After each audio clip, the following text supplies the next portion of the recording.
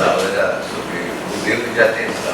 Eu já estava meio cansado de falar desse mesmo assunto.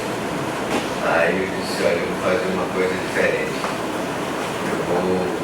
Aí eu sabia que tinha uma aula no YouTube, eu estou chique agora, da professora Carmen, né?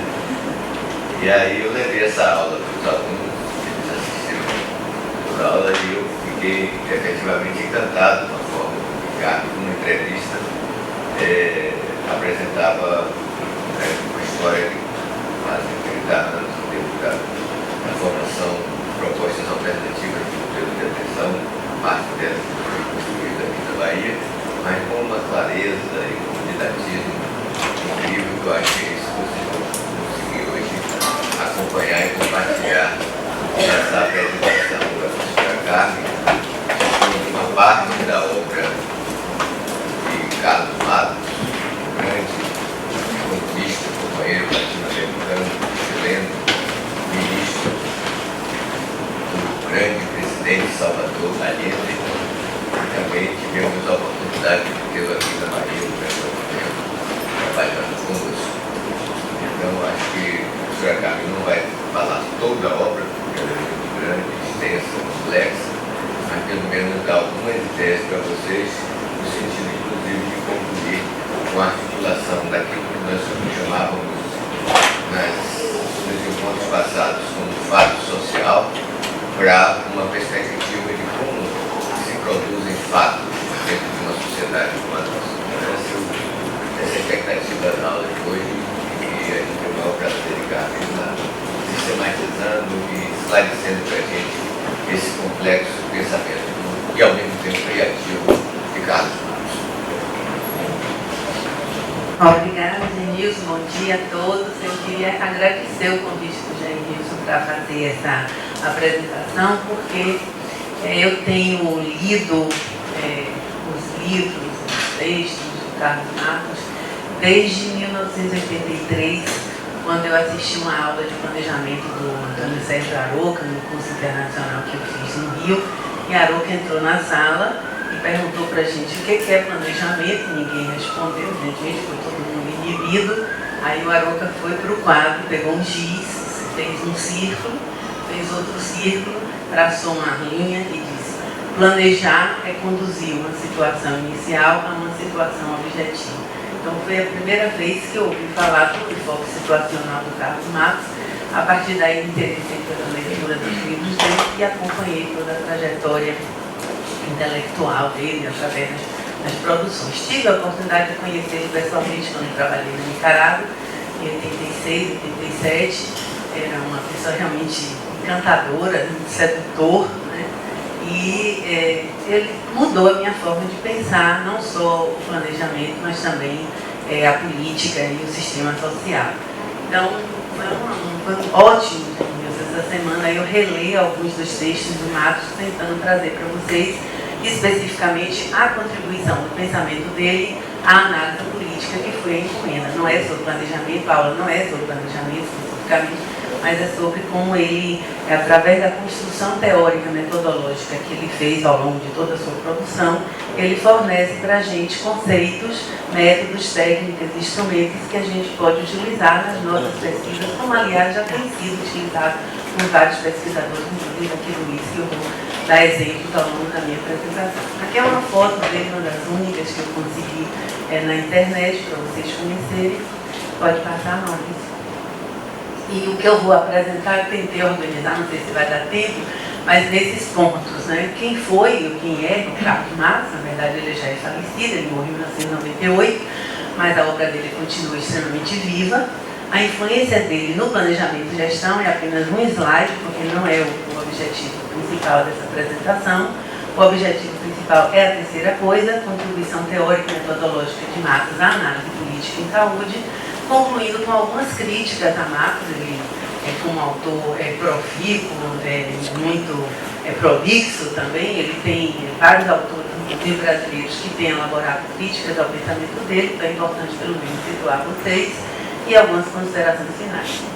Então pode passar?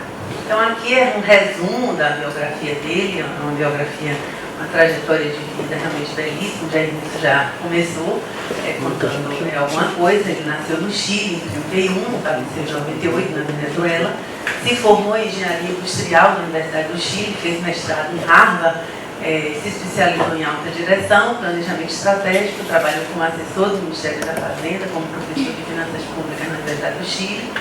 Foi trabalhar com política econômica na CEPAL. A CEPAL é a Comissão Econômica para o Desenvolvimento da América Latina, o órgão responsável pela introdução de todo o debate sobre planejamento e desenvolvimento econômico e social em nossos países.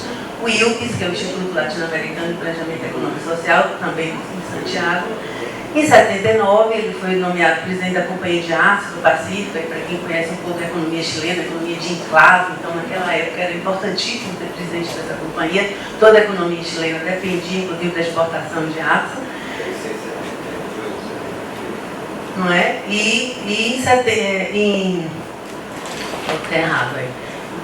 Desculpa, e depois, quando o Allende foi eleito pela Unidade Popular como presidente, ele foi convidado a ser ministro da Economia. Em 73, vocês sabem, no golpe militar do Pinochet, com apoio norte-americano, isso é analisado em vários livros, inclusive filmes que retratam a selvageria do golpe militar chileno, a prisão de milhares de pessoas no estádio de futebol em Santiago, no estádio La Moneda. Mais de 60 mil pessoas foram presas, torturadas e desaparecidas nesse período. O Matos foi preso, ficou 2 anos no campo de concentração, na ilha de Dawson, no Chile, na costa do Pacífico. E somente em 75 ele foi exilado, exilou-se na Venezuela.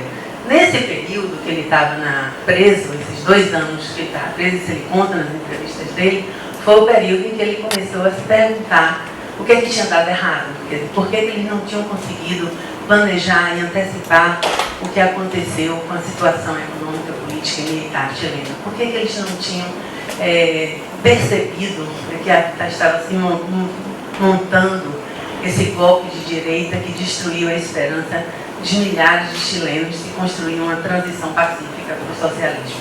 A experiência chilena do governo de unidade popular inspirou, inclusive, a vertente democrática da Revolução Sandinista em 79.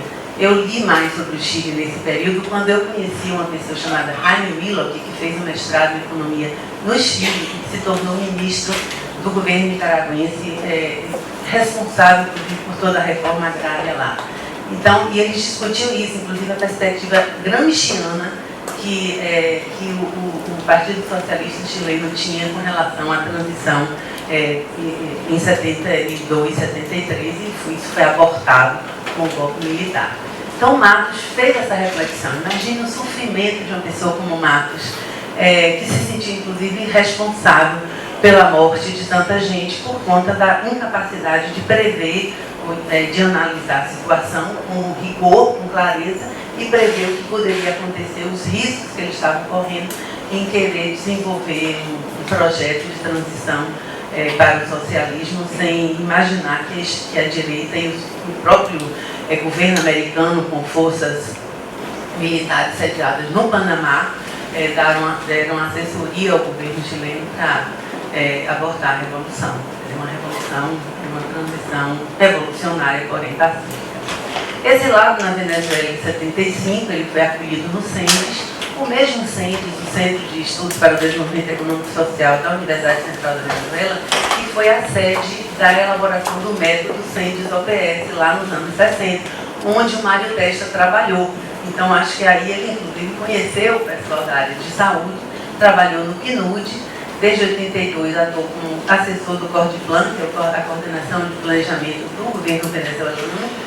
Nessa época ele produziu um livro que eu acho interessantíssimo, pequenininho, que é o Planejamento, Liberdade e Conflito, que ele discute, inclusive, que o planejamento não é algo que não é uma camisa de força no pensamento político, pelo contrário, ele produz liberdade a quem consegue, de fato, planejar situacionalmente.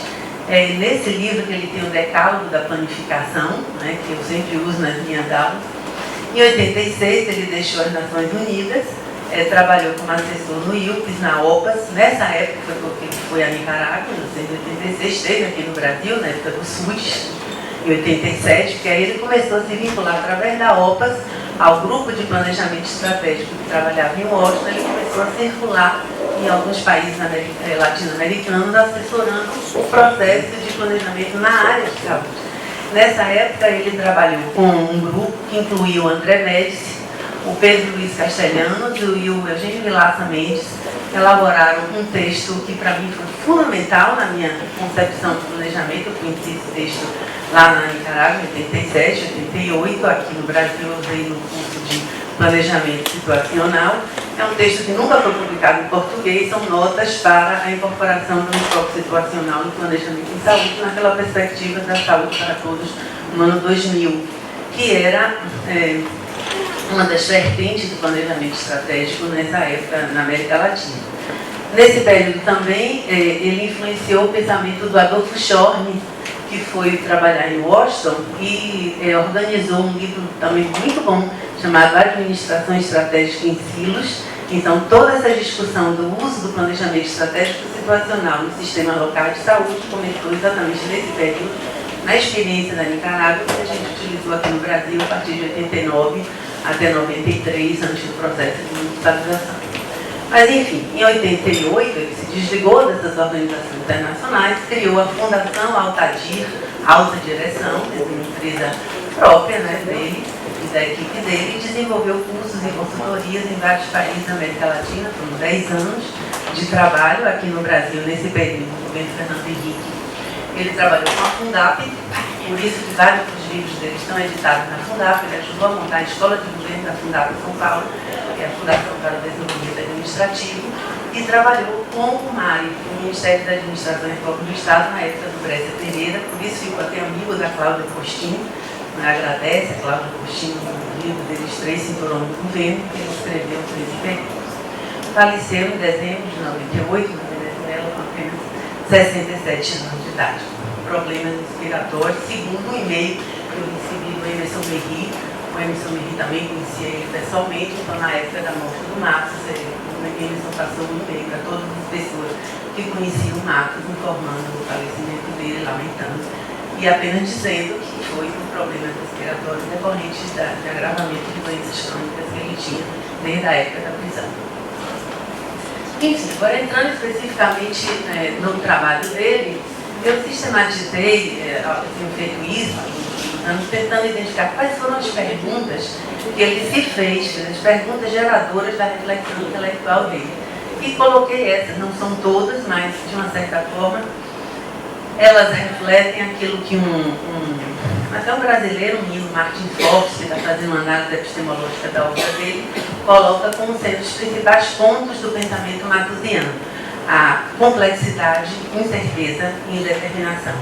Nesse sentido, ele se vincula a toda uma corrente de epistemologia, vamos dizer assim, pós-moderna, né, que tem sido pós-cartesiana, né, que vem sendo construída no século XX. Né? Então, eu coloquei essas perguntas que acho que nos ajudam a entender as preocupações dele. Como lidar com incerteza? Como construir e sustentar processos de mudança? Como explicar a realidade? Como planejar em situações de poder compartilhado? Ou seja, como desenvolver um planejamento participativo, democrático? Né? Como governar o curso dos acontecimentos? Ou seja, não permitir que o curso dos acontecimentos nos governe, que nós sejamos simplesmente levados pela vida, como Zeca Pagodinho canta, deixa a vida me levar, a vida levar eu, né? Mas que a gente consiga levar a vida, ou seja, a gente consiga construir uma trajetória de acontecimentos que levem ao alcance dos nossos objetivos. Como agir, portanto, a cada dia de forma planejada. Ele tem, na obra dele, um caráter eminentemente prático, pragmático. Ele nunca foi um acadêmico, né? Apesar de ter sido professor, né? Na primeira fase da obra dele, no Matos jovem, mas depois do exílio, ele se tornou fundamentalmente um consultor político e nunca se preocupou muito, vocês vão ver isso lá no fim, nunca se preocupou muito, inclusive, com a obediência aos rituais acadêmicos das universidades. Isso, inclusive, prejudicou muito a difusão do pensamento dele. Então, aqui são as principais obras dele, os principais títulos, para vocês terem uma ideia, né? A gente também já disse que é muita coisa. Um livro, o primeiro livro, Estratégia e Plano, né? Foi o que o Arouca citava no curso de 83, né, o planejamento de situações, que ele começou a pensar, escrever quando estava na prisão. O Política e Plano, é esse livro aqui, é um livro realmente belíssimo. Se vocês tiverem a oportunidade, leiam, porque eu acho que é o livro que marca a ruptura epistemológica do Matos com o pensamento tradicional do ponto de vista do planejamento econômico e social. Esse livro é o livro, vamos dizer assim, o livro da transição. A partir daí, o livro que foi mais lido, né, por nós todos, foram esses daqui. No intervalo ele escreveu aquele pequenininho que eu falei, Planejamento, Liberdade e Conflito, em 85. Esse é o mais difundido no Brasil, inclusive porque foi publicado pela UNB. Esse aqui já é pelo IPEA, né, já está na terceira edição, está na quarta edição. Política, Planejamento e Governo, né, foi publicado primeiro em espanhol, edição brasileira de 93, já tem várias edições. Adeus, Senhor Presidente, que é o que Jair Wilson mais gosta. É um livro muito interessante, porque ele faz uma metáfora sobre os dirigentes que chegam ao poder com grande apoio popular, né, com toda uma base de sustentação política. Vocês lembram alguém, né? E aí começa a enfrentar logo no início do governo, que hoje a gente fala como crise de governabilidade, ou seja, vai perdendo sustentação, e ele analisa por que acontecem essas coisas. E um dos aspectos que eu acho mais interessante do livro é ele comentar como geralmente os presidentes se cercam de bajuladores, de pessoas que filtram a problemática social e dizem somente as coisas boas. Eles ficam numa chamada jaula de vidro, numa gaiola de vidro, né, cercada de assessores que não, de fato, não fazem o que ele considera que é a assessoria técnico-política necessária para que eles não percam o contato com a realidade, com os problemas, e que eles continuem fazendo o que é principal do dirigente, o intercâmbio de problemas, ou seja, identificando os problemas que eles podem enfrentar, os problemas que eles não podem enfrentar, negociando, vamos dizer assim, sempre com os outros atores para poder se sustentar no poder. Porque, afinal de contas, para ele, né, como qualquer político que se preze, o importante é saber chegar e manter-se. Isso é de uma canção de Caravaggio. Manter-se. Chegar ao poder e manter-se. Todos os políticos que têm, de fato, essa veia política sabem que o importante é se manter no poder. Mesmo que não seja ele como pessoa, mas o grupo dele, a força que ele representa. E por isso é fundamental saber governar. Com a Fundação Altadir, a partir de 89, ele publicou aqui no Brasil já pela Fundab, já com título em português, Estratégias Políticas, Chico André Maquiavel e Gandhi, um livro interessantíssimo também de ler, sobre estilos de liderança. O Líder Sem Estado Maior, que ainda aprofunda toda essa discussão, né, do isolamento do dirigente, da falta de um corpo técnico, de assessores e de uma equipe que realmente consiga desenvolver a capacidade de governo. Trabalha melhor o conceito de capacidade de governo no livro Os Três Cinturões do Governo, que é de 97. É um livro muito interessante, difícil de ler, chato de ler. Foi usado por uma aluna minha, Márcia Lotufo, para trabalhar na tese dela de doutorado. A entrevista com Carlos Matos é um divisor de águas também, porque é uma longa entrevista que virou um livro. Ele deu essa entrevista a um jornalista, o Carlos Oeiras, né? E nessa entrevista ele explica de uma forma até um pouco mais didática, mais clara, a concepção, os postulados, né, os pressupostos teóricos e metodológicos que fundamentam o método PES, Planejamento Estratégico Situacional. Depois do falecimento dele, foi publicado aqui no Brasil 2 livros, o MAP, o Manual Altadir de Planejamento Popular, um livro pequenininho, em que ele, já como consultor, se interessou em simplificar o método PES para ser utilizado, inclusive, por associações de bairros, sindicatos, movimento popular. Esse material foi muito usado pelos alunos dos cursos de medicina, o pessoal do movimento estudantil na época da avaliação do SINAEM. Eu participei de algumas oficinas de trabalho com os alunos e achava interessantíssimo, porque eles estavam usando o enfoque situacional. E o último livro dele, que é talvez vamos dizer assim, a síntese da herança intelectual dele, é esse livro, Teoria do Jogo Social, publicado primeiro em espanhol, e depois é uma compilação póstuma feita pela filha dele, que inclusive é quem escreve o prólogo, né, do pensamento dele com relação ao poder, ao governo, e ao próprio sistema. Ele diz, o sistema é um grande jogo, né? O sistema social é um grande jogo e é preciso aprender a jogar. Então aqui rapidinho, é só esse slide, a influência da obra de Marx no planejamento e gestão de saúde na América Latina, como ele é mais conhecido, né, como alguém da área de planejamento. Ele participou do Centro Pan-Americano de Planejamento em Saúde na época da elaboração do texto Formulação de Políticas de Saúde. Se vocês forem, né, consultar esse texto, né, já está lá o nome dele, tem Mário Teste, tem Carlos Matos, dois juntos na equipe, consultoria OPAS, eu já comentei, incorporação na estratégia em si, já comentei, incorporação do PES, no planejamento do SUS. Então, na época que a gente começou a implantar distritos sanitários, muitos estados do Brasil se utilizou o enfoque situacional do planejamento e programação local, planejamento municipal, o próprio Planeja SUS, né? Então, faço um convite para vocês assistirem a defesa do Jair, no dia 28, o Jair Santos, aluno de Jair, está fazendo todo um estudo sobre o planejamento de saúde, de 85 a 2014, né? E vocês vão ver que há a incorporação dessa metodologia em algum grau, né?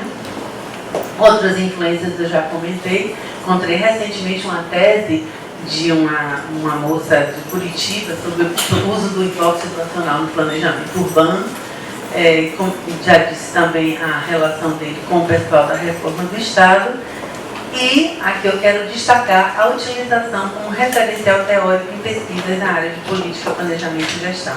Lígia Vieira da Silva utilizou o fluxograma situacional na tese dela de doutorado. Foi a primeira pessoa a usar, né? Foi inclusive questionada na banca, ela me contou isso, por Ricardo Brum, foi uma das pessoas da banca. Lígia foi orientada por Guilherme da Silva, fez um estudo de Camaçari, ela tinha sido secretária municipal em saúde de Camaçari, e usou o fluxograma situacional do MAP para organizar o conjunto de informações sobre a situação de saúde de Camaçari e as ações que foram desenvolvidas durante a gestão dela como secretária. A Márcia Lotufo, que usou o cinturão de governo, capacidade de governo, para estudar o processo de capacitação ou de regionalização em Mato Grosso. A Ana Luísa fez um trabalho muito interessante e criativo, combinando o postulado da coerência do Testa com o triângulo do governo do Mato, vocês vão ver lá na frente. A Angélica, está aqui, a Ana Angélica Rocha, né, estudou, usou o planejamento também, o triângulo do governo e o triângulo de ferro da gestão, para estudar a gestão na Secretaria Estadual de Saúde de Sergipe, uma tese imensa, né, com um método etnográfico, uma série de entrevistas e observação participante. O Washington Abreu de Jesus, meu aluno, estudou inclusive já um pouco do jogo social para estudar a dinâmica política na Secretaria Estadual de Saúde da Bahia. E dois alunos nossos do mestrado profissional recentemente defenderam o mestrado, a Nancy e o Bruno, a Nancy aluna de Ana Luísa e o Bruno aluno de Isabela Pinto, usando também algo da teoria do jogo social e do jogo do poder e máximo. Só para citar alguns, eu não fiz um levantamento exaustivo, acho que isso precisa ser visto. Esses só os que eu conheço, porque eu participei de banca, ou porque eu orientei, então eu tenho todos em casa. Agora chegamos realmente ao que nos interessa, né? Complexidade, determinação e certeza, o pensamento situacional de Carlos Marx. Eu trouxe rapidinho um pouquinho da epistemologia do planejamento por ele mesmo. Ele tem um capítulo desse livro aqui, Política, Planejamento e Governo, em que ele sistematiza os postulados que diferenciam o pensamento dele do pensamento tradicional.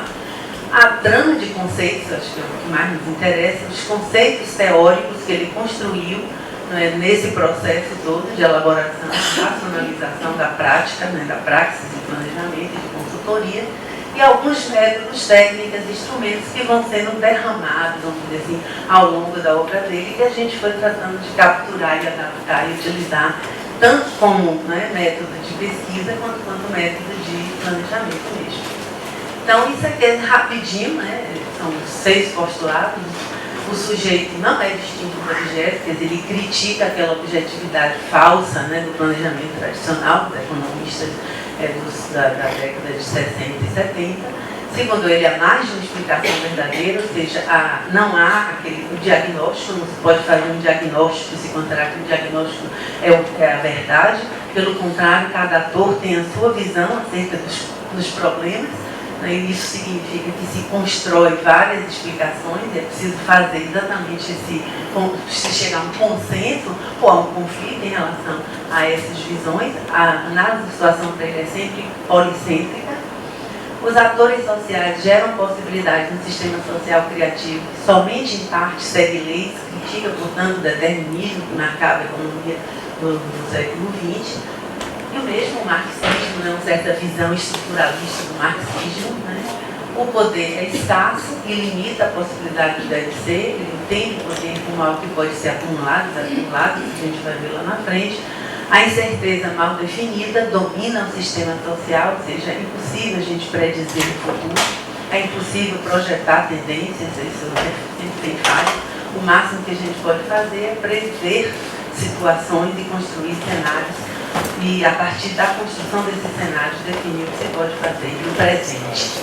E, finalmente, o plano refere-se a problemas quadros estruturados. Ele usa a teoria dos problemas num russo chamado Ian Mitrov e discute que os problemas sociais são quadros estruturados ou mal estruturados, significa que a gente não conhece todas as suas causas, todas as variáveis, e é exatamente isso que gera a incerteza na forma de lidar com esses problemas. Isso aqui é um gráfico, não vou apresentar todo, lógico, né? Está no livro dele.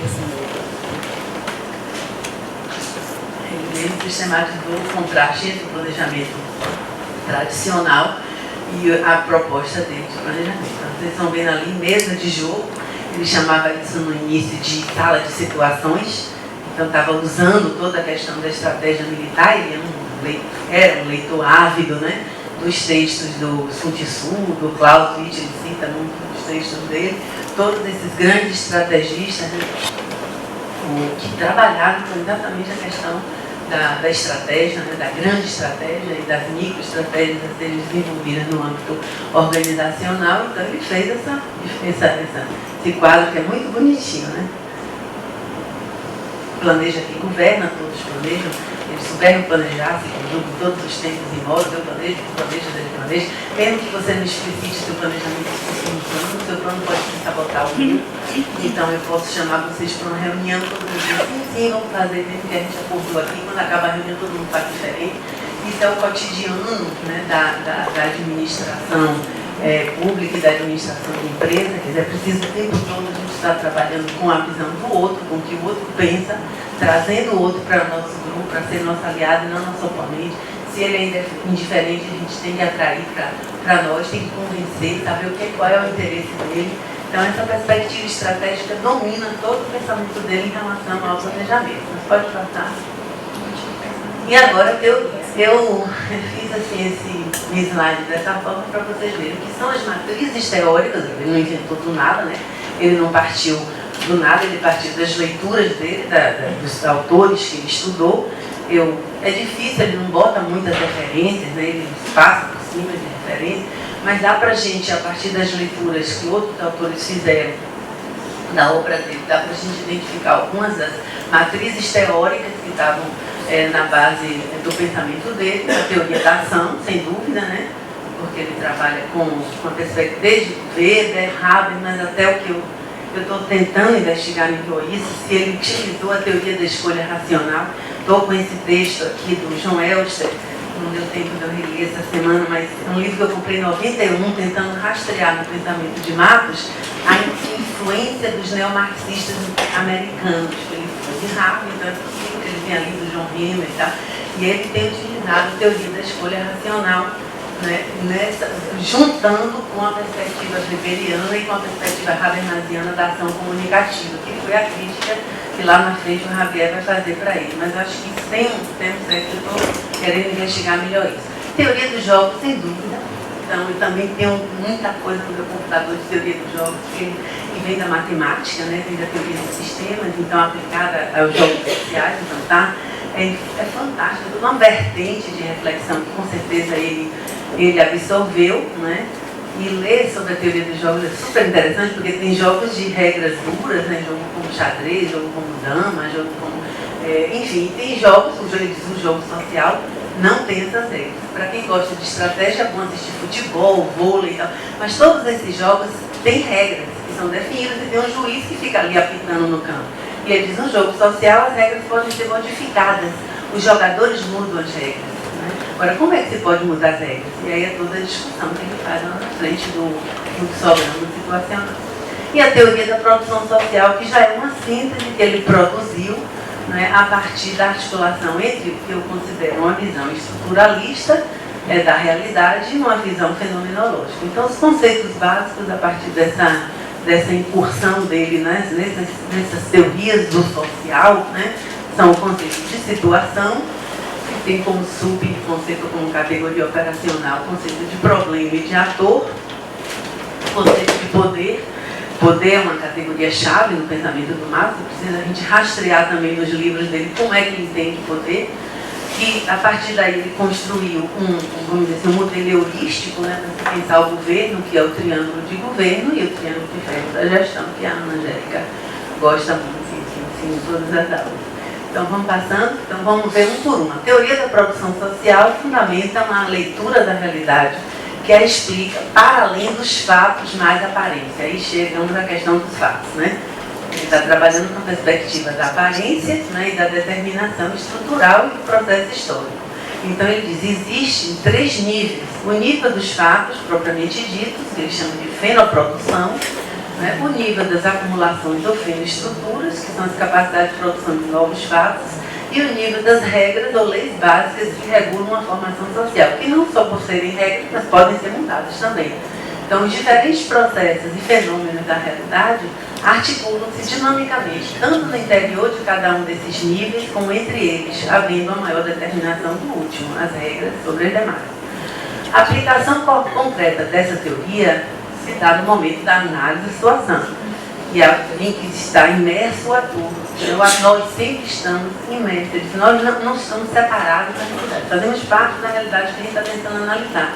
Então, o que a gente pode fazer, nosso ponto de vista sempre limitado, é identificar, descrever e explicar problemas, né, problemas, através da montagem do fluxograma situacional.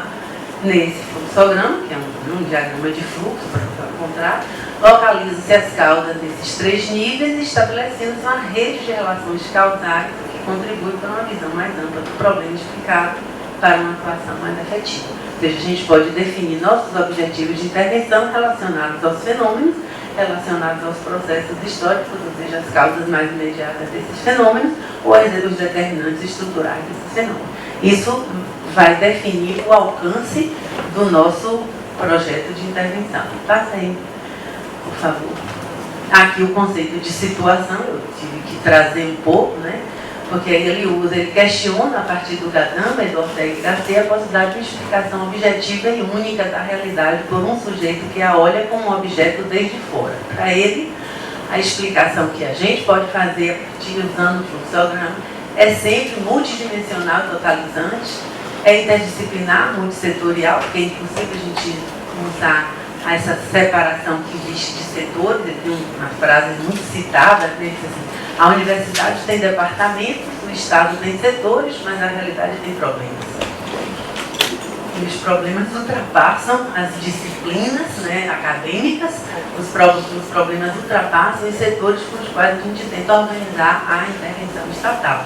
Então, educação, saúde, transporte, lazer, ou então anatomia, fisiologia, patologia, epidemiologia, tudo isso são recortes que a gente fez ao longo do processo de construção da história das ciências, delimitando objetos que são sempre parciais, mas quando a gente trabalha com a realidade não se submete a esses recortes. Ela é muito mais complexa porque sonha nossa ciência, né, nossa administração pública. Ela é dinâmica, articulando passado, presente e futuro, é ativa, pois cada ator busca, com a explicação, fundamentar sua ação, e ela, ao contrário do diagnóstico tradicional, é um diálogo entre um ator e outros atores. Então ela é sempre policêntrica. A gente pode até ignorar os outros atores, só que eles não nos ignoram. E aliás, é só olhar o que está acontecendo no Brasil. E é interessantíssimo de análise ao governo Dilma à luz desses conceitos da ação. Então, o conceito de problema, até usei o teste para pensar que o conceito de problema está relacionado ao conceito de situação. Isso é um quadro teórico, né? O quadro teórico é uma trama de conceitos, então o conceito está relacionado com o outro. Ele ganha significado a partir da relação que ele tem com outro conceito, que pode ser uma categoria analítica central, como é a categoria poder, pode ser um conceito operacional, como é o conceito de problema. Para Marx, um problema não pode ser um mal-estar, uma necessidade sentida pela população. O problema, citação, é uma realidade insatisfatória superável que permite um intercâmbio favorável com outra realidade. Só se constitui um problema quando há um ator disposto a enfrentar. Ou seja, quando alguém o problematiza. O problema pode existir, vamos dizer assim, mortalidade infantil, né? No subúrbio de Salvador, então, homicídio de jovens negros na periferia de Salvador. Se ninguém se levanta e diz isso é um problema, como anteontem Lício da Mata foi no rádio dizer que era um problema, passa, né? Ele desaparece da cena. Ele só aparece na cena política se algum ator estiver disposto a assumi-lo como problema e problematizá-lo, o que não diria, incluí-lo na agenda política. Ele não usa essa expressão de agenda política, incluindo nada disso, mas é no sentido de problematizar. Um problema é problematizável e nunca é solucionado definitivamente. Mas uma intervenção eficaz, na realidade, deve produzir um intercâmbio positivo de problemas, ou seja, a gente pode trocar um problema por outro. E a gente faz isso a vida toda. A gente procura superar os problemas que ele chama de problemas carga, escolhendo os problemas benefício. Os problemas carga são aqueles, como o nome diz, são problemas difíceis de enfrentar, que a gente não tem uma expectativa de um reconhecimento, de um retorno no curto prazo, mas os problemas benefícios são aqueles que a gente pode obter retorno no curto prazo, legitimando a nossa ação, o que nos permite permanecer no poder. Então a gente precisa negociar, intercambiar problemas o tempo todo com os outros atores para garantir a sustentação da nossa função, enquanto gestor, enquanto governante. É nessa perspectiva que ele está pensando o tempo todo. Vocês vão ver lá na frente a crítica que Mário Testa faz a ele, exatamente por conta dessa perspectiva. Então, com base em Amitrov, Marx formula uma classificação dos problemas, aí não é dele, ele trouxe desse autor, e bem estruturados, quase estruturados, mal estruturados, distingue problemas finais, problemas intermediários, problemas atuais, problemas potenciais. Essa teoria de problemas foi bem desenvolvida por um conjunto de pessoas que trabalharam com ele na Fundação Alcadir, que publicaram um capítulo no livro sobre Silos, um livro enorme organizado por Roberto Capote Nil, cubano, que trabalhou na obra no tempo, hoje está no México. É um livro imenso, que até está na biblioteca, nunca foi totalmente traduzido, né, para o Brasil, mas foi um pessoal que trabalhou com Marx lá na Venezuela. Eu usei esse material na época que eu adaptei essa concepção de problemas para problemas finais, intermediários, problemas finais sendo os problemas do sistema da saúde, os problemas intermediários, problemas do sistema de saúde, problemas atuais, problemas potenciais, aqueles capazes de produzir surtos epidêmicos. Então a gente fez uma adaptaçãozinha, né, dessa concepção de problemas para pensar a análise da situação de saúde, está no livro que a gente organizou em 2010. O conceito de ator, né? Então, é outra coisa interessante, porque ator social é uma coisa que tem várias teorias, em várias vertentes teóricas do âmbito da ciência política, mas ele define dessa forma. Um ator tem que preencher 3 critérios. Tem que ter base organizativa, ou seja, não é uma pessoa isolada, né, que estava sozinho.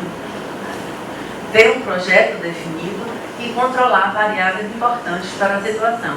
Então, o ator pode estar representado pela direção de um sindicato, de um partido político, uma associação de moradores, né, considerando, por exemplo, o subator, o presidente do sindicato pode ter uma posição, também importante, o outro pode ser uma pessoa, o prefeito, o secretário de saúde, ou seja, isso aí é muito interessante como ele pensa a questão do ator eixo, o ator principal, sempre controla pelo menos algumas variáveis relevantes da situação.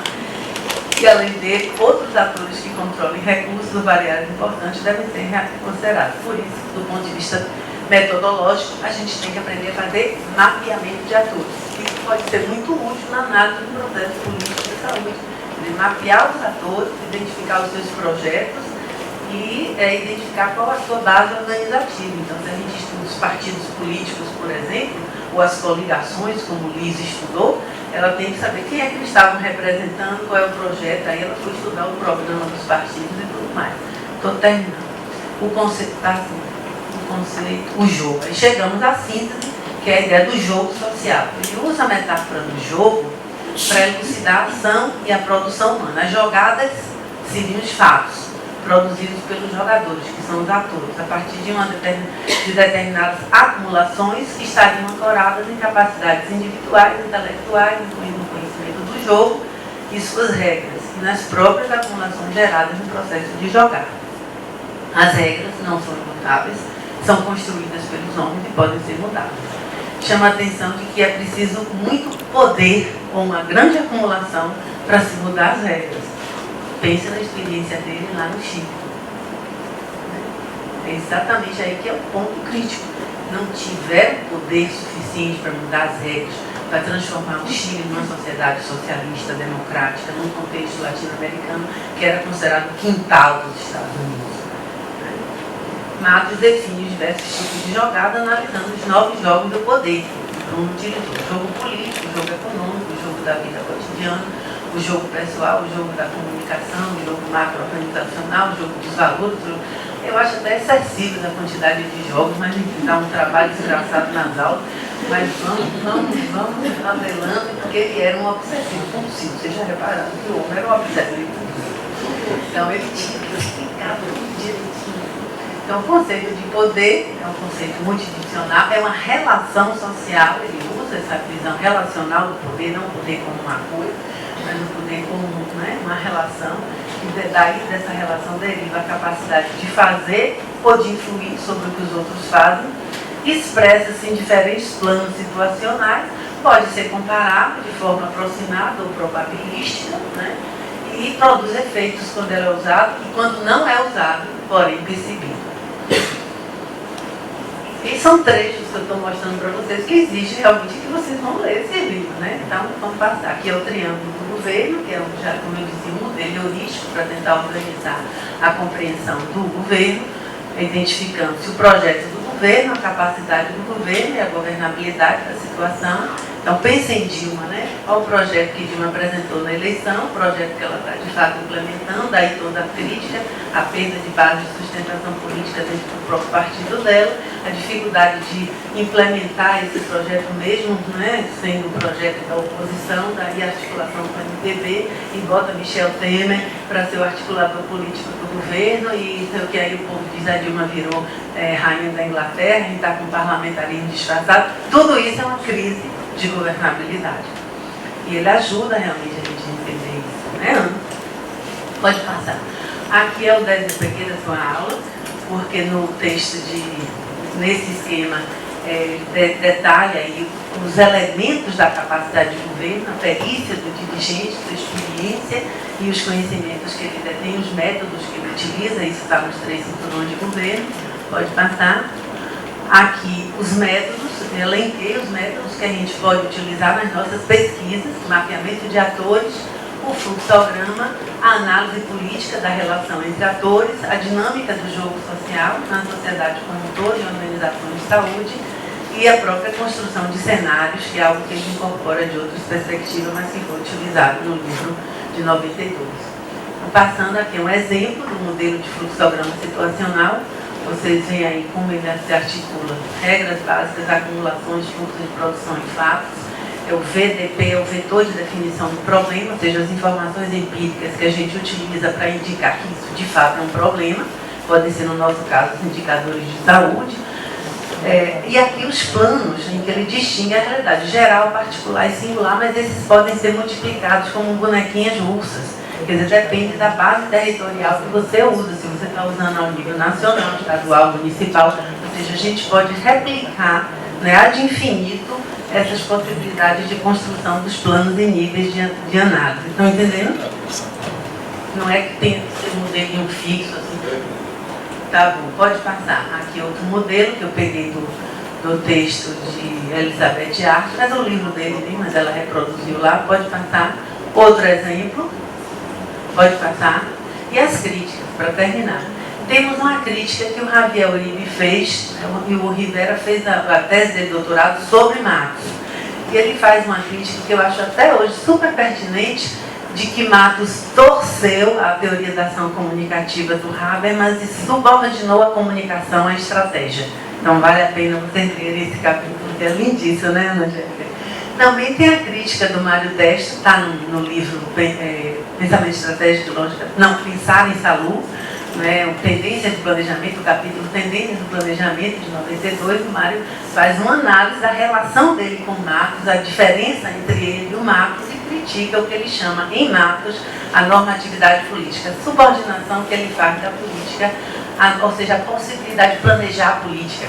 E o Mário, ainda, vamos dizer assim, ainda é mais, assume ainda mais a incerteza do que o próprio Matos, ou seja, ele mostra um certo paradoxo, um homem que assume o postulado da indeterminação, lá do Heisenberg, do princípio da incerteza, mas no fundo quer planejar, inclusive, tudo que vai se fazer no âmbito da política. Ele diz, não, por isso que eu não penso mais em imagem objetiva, isso Mário Destro. Eu só penso em desencadear processos de mudança. O rumo, né, o futuro, eu não sei o que é que vai ser, né? A Deus pertence, não tem coisa. E aqui esse texto, que é um texto muito interessante do Martin Fortes, esse rapaz já deve ter concluído o doutorado, ele escreveu em 2009 um texto sobre Matos, como parte do doutoramento dele em Ciências Políticas na London School, e analisa como o pensamento do Matos é pouco conhecido fora do contexto latino-americano. E aí, para terminar, pode passar, eu trouxe aqui alguns trechos do texto dele, que é assim, um primor, né? Já terminei, né? Aí pode passar. Ó, só para terminar, homenageando Matos, esse texto não é meu, é do Martin Fortes, em que pesem as críticas, Matos foi um dos grandes pensadores latino-americanos contemporâneos no campo das políticas públicas. Suas contribuições ainda não foram totalmente reconhecidas pelo meio acadêmico, apesar da disseminação da metodologia PES em diversos países do continente. Além disso, sua repercussão internacional foi consideravelmente prejudicada pela ausência de traduções, particularmente para a língua inglesa, né, de suas principais obras. Especialistas com visões mais pessimistas sugerem que, apesar das grandes ideias e contribuições, Matos dificilmente vai ser um dia reconhecido como um grande nome, sobretudo porque não investiu na academia, não cuidou da formalização dos seus negócios, não era didático e tinha muita pressa com a prática, fato que prejudicou e vem prejudicando a propagação mais ampliada dos conceitos desenvolvidos pelo autor. Ainda que seu pensamento permaneça confinado aos países latino-americanos, né, e suas formulações teóricas continuem pouco presentes no ambiente acadêmico, né, aí a conduta pessoal de coragem, a sensibilidade social não será esquecida. Era isso. Muito obrigada.